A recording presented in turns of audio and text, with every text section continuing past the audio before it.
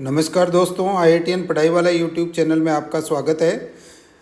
आज के वीडियो में एक नए एडवर्टाइजमेंट के बारे में डिस्कस करेंगे जो रिक्रूटमेंट नोटिफिकेशन है फॉर MP मेट्रो 2023, जिसमें डिफरेंट टाइप्स की पोस्ट एडवर्टाइजमेंट की गई है।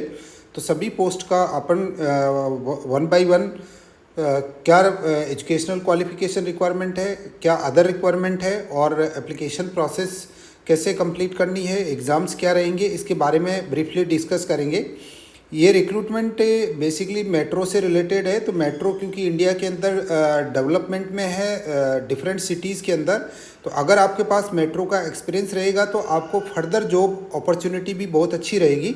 इसलिए आप इस रिक्रूटमेंट को फिल कर सकते हैं और आप इसकी अपॉर्चुनिटी अवेल कर सकते हैं। इसमें basically MP metro rail corporation invites application for various post for operation and maintenance as per the following post on contract basis है।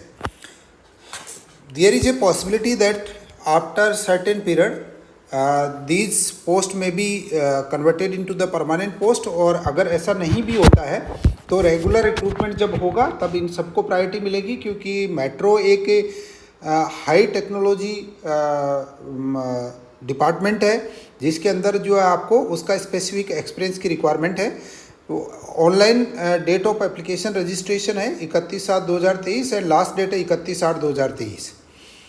One by one post discuss कर लेते हैं। पहली पोस्ट है सुपरवाइजर ऑपरेशंस, जिसमें टोटल 26 पोस्ट है। Scale है 33,000 to 1 lakh और आपकी रिक्वायरमेंट है बैचलर्स डिग्री और diploma in any of engineering और BSc honours in physics chemistry maths और BSc in physics chemistry maths from a government recognised university और इंस्टीट्यूट। सभी डिग्रीज और डिप्लोमा गवर्नमेंट रिकॉग्नाइज्ड यूनिवर्सिटी और इंस्टीट्यूट से चाहिए सभी पोस्ट के अंदर। सेकंड पोस्ट है supervisor signalling and telecom rolling stock.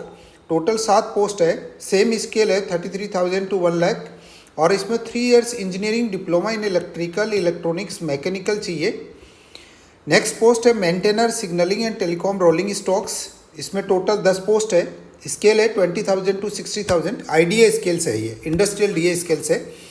Qualification है मैट्रिकुलेशन प्लस 2 इयर्स ITI है, जिसमें NCVT और SCVT हो सकती है। ट्रेड है electrician, electronics, mechanics, fitter, reference and AC mechanic from recognised institution. Next है supervisor traction E&M electrical and mechanical. इसमें टोटल 8 पोस्ट है। स्केल है 33,000 to 1 lakh. 3 year engineering diploma in electrical electronics mechanical चाहिए। Next post है maintainer traction and E&M। Total 9 post है। Scale है 20,000 to 60,000 है। Matriculation plus 2 years ITI चाहिए। In the trade electrician, electronics, mechanics, fitter, refrigerator and AC mechanic चाहिए। Next post है track supervisor. 2 post है। 33,000 to 1 lakh इसका scale है।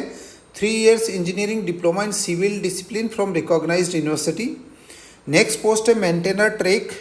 इसमें 15 पोस्ट है और 20,000 to 60,000 है। Matriculation plus 2 years ITI in fitter from a government recognised institute. Next है सुपरवाइजर वर्क्स। 2 पोस्ट है। 33,000 to 1 लाख इसकी स्केल है। 3 years engineering diploma in civil discipline है। नेक्स्ट है मेंटेनर वर्क्स। 3 पोस्ट है। 20,000 to 60,000 का स्केल है। मैट्रिकुलेशन प्लस 2 ईयर ITI है इन फिटर। नेक्स्ट है स्टोर असिस्टेंट है। टोटल 2 पोस्ट है। 25,000 to 80 की स्केल है। Bachelors degree in engineering in any engineering discipline. Next है HR assistant human resource. 2 post है। 25,000 to 80 वाली स्केल है। ग्रेजुएट इन एनी डिसिप्लिन है। नेक्स्ट है अकाउंट असिस्टेंट फाइनेंस है। 2 पोस्ट है। 25,000 to 80 वाली स्केल है।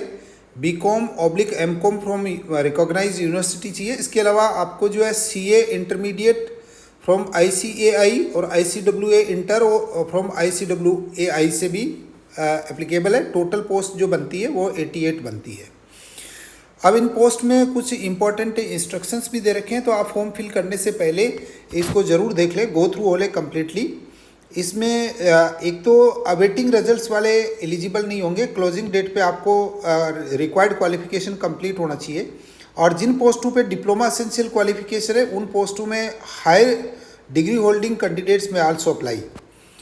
लेकिन जहाँ पर आईटीआई की रिक्वायरमेंट है उसमें हायर डिग्री नहीं होनी चाहिए, वहाँ आईटीआई एसेंशियली रिक्वायर्ड है। हायर है भी तो आईटीआई एसेंशियली रिक्वायर्ड है।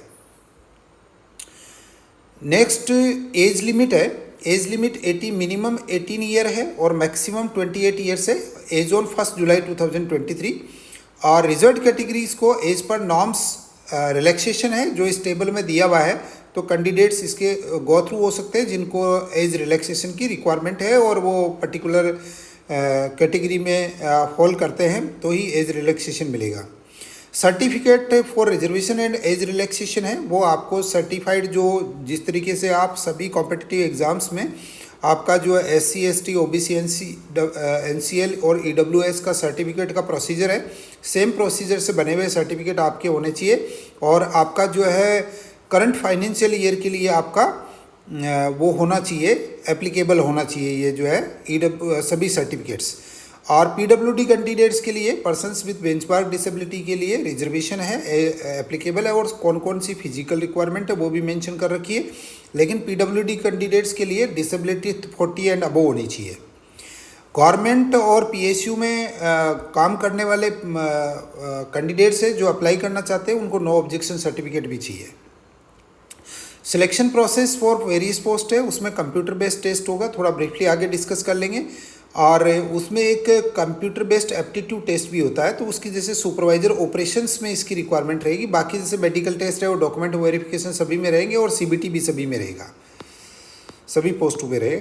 फर्दर कुछ इंस्ट्रक्शंस है ऑनलाइन फिलिंग के लिए। एक तो सबसे इम्पॉर्टेंट इंस्ट्रक्शन है, आप इस mp-metro-rail.com पे ही जाके अप्लाई करें। वहाँ पे जो अप्लाई करेंगे उसमें फर्दर जो इंस्ट्रक्शंस है उसको फॉलो करते हुए जो आपको डॉक्यूमेंट्स वगैरह है वो सभी अपने पास में रखें। जो रिक्वायर्ड डॉक्यूमेंट्स है related to the age, related to the educational qualification, related to the certificates, photo, signature, जैसे सभी नॉर्मल प्रोसेस में आप लोग अडप्ट करते हैं और फॉर्म फिल करते हैं, वही प्रोसीजर यहाँ पे रहेगा। डेट ऑफ बर्थ के लिए स्पेसिफिक है, आपको मैट्रिकुलेशन का सर्टिफिकेट देना है। और बाकी आपके जो रिक्वायर्ड है वो सभी परसेंटेज ऑफ मार्क्स और उसके सभी सर्टिफिकेट्स आपको देने हैं। एग्जामिनेशन सिटीज़ जो है ये इंपॉर्टेंट है, ये केवल MP में रहेगी। अगर आप बाहर के कैंडिडेट आउट ऑफ MP तो आपको वहाँ जाके एग्ज़ाम देना होगा, जिसमें भोपाल, ग्वालियर, इंदौर, जबलपुर एंड उज्जैन रहेंगे। और ये डिपेंड करेगा कि कौन से कैडर के लिए कितनी एप्लीकेशन आई है, उसके अकॉर्डिंग रहेगा। तो आपको 3 प्रेफरेंस बढ़नी है जो अवेलेबल एग्जामिनेशन सेंटर है उनमें से। और जिसमें नंबर ऑफ कैंडिडेट्स अगर कम रहेंगे तो केवल भोपाल और इंदौर में एग्जामिनेशन सेंटर रहेंगे। एग्जामिनेशन सेंटर और डेट आपका चेंज नहीं होगा, उसके अकॉर्डिंग ही रहेगा। एग्जामिनेशन फीस आपके लिए जनरल OBC के लिए 590 रुपीज़ है और रिजर्व कैटेगरीज़ के लिए 295 कैटेगरीज़ है। लेकिन एक बात ध्यान रखें, reserve category only for MP domicile रहेगी, बाकी सब जनरल कैटेगरी में रहेंगे। जनरल इंस्ट्रक्शंस है, आपका CBT बेस्ड टेस्ट होगा जो 2 और 3 सेशंस में किया जा सकता है और मल्टीपल और सिंगल और मल्टीपल चॉइस क्वेश्चंस होंगे और 2 घंटे का ड्यूरेशन रहेगा। टोटल आपके 120 क्वेश्चंस रहेंगे जिसमें आपको मेंशन करना है। और इसके अंदर आपका ये भी रहेगा, क्वालिफाइंग मार्क्स भी है, नेगेटिव मार्किंग भी रहेगी। 25% नेगेटिव मार्किंग है, मीन्स एक क्वेश्चंस का रहता है तो 1/4 नेगेटिव रहेगी। और क्वालिफाइंग मार्क्स आपको जो है जनरल और OBC के लिए 40 है और बाकी 44 अनरिजर्व्ड है, 34 SC/OBC NCL और EWS के लिए और 25 ST के लिए रहेगा। ये मिनिमम नंबर आपको चाहिए। अगर इससे कम नंबर है तो चाहे पोस्ट खाली भी रहेगी तो फिल नहीं की जाएगी। फिर आपको जो एक सुपरवाइज़र के लिए आपको था कंप्यूटर बेस्ड एप्टीट्यूड टेस्ट है, उसमें आपको मिनिमम T स्कोर 42 चाहिए। ये इरेस्पेक्टिव ऑफ द कैटेगरी है, सभी के लिए सेम T स्कोर चाहिए होगा आपको। और फाइनल मेरिट जो है वो CBT और CBAT के बेस पे बनाई जाएगी। जिनमें CBAT नहीं है वो कंसिडर नहीं किया जाएगा। इंस्ट्रक्शन कंप्यूटर बेस्ड टेस्ट है, वो आपको जैसे अपन ने डिस्कस कर लिया अकॉर्डिंगली ऑनलाइन रहेगा। और आप carry printed copy of admit card लेके जाएंगे, 1 फोटो ID लेके जाएंगे। और आपका जो है वेन्यू पे आप जो है ये सब आपको प्रोड्यूस करना पड़ेगा। फिर वो नॉर्मल एग्ज़ाम्स के लिए रहता है, जैसे कैलकुलेटर, मोबाइल, इस टाइप के जो है अलाउड नहीं रहेंगे कैंडिडेट्स को। अगर अनफेयर मीन्स में अगर आपके रहते हैं तो आपको डिस्क्वालीफाई कर दिया जाएगा। और डॉक्यूमेंट वेरिफिकेशन के लिए जो डॉक्यूमेंट आपने फिल किए हैं वो सभी डॉक्यूमेंट के ओरिजिनल कॉपीज़ रहेगी। एक बात ज़रूर ध्यान रखें, आपका डॉक्यूमेंट वेरिफिकेशन के होने के बाद में सभी डॉक्यूमेंट ओरिजिनल जो इश्यूइंग अथॉरिटी है वहाँ से वेरीफाई करवाए जाते हैं। तो किसी भी तरीके का कोई डॉक्यूमेंट गलत आप न दें। सभी डॉक्यूमेंट बाद में री वेरीफाई होते हैं फ्रॉम द इश्यूइंग अथॉरिटी। तो ऐसा नहीं है कि डॉक्यूमेंट आपके पास अवेलेबल है तो वही फाइनल है, that is not the final. After document verification they send the details of all the documents to concern issuing authority and वो जब वेरीफाई करते हैं तब फाइनल माना जाता है।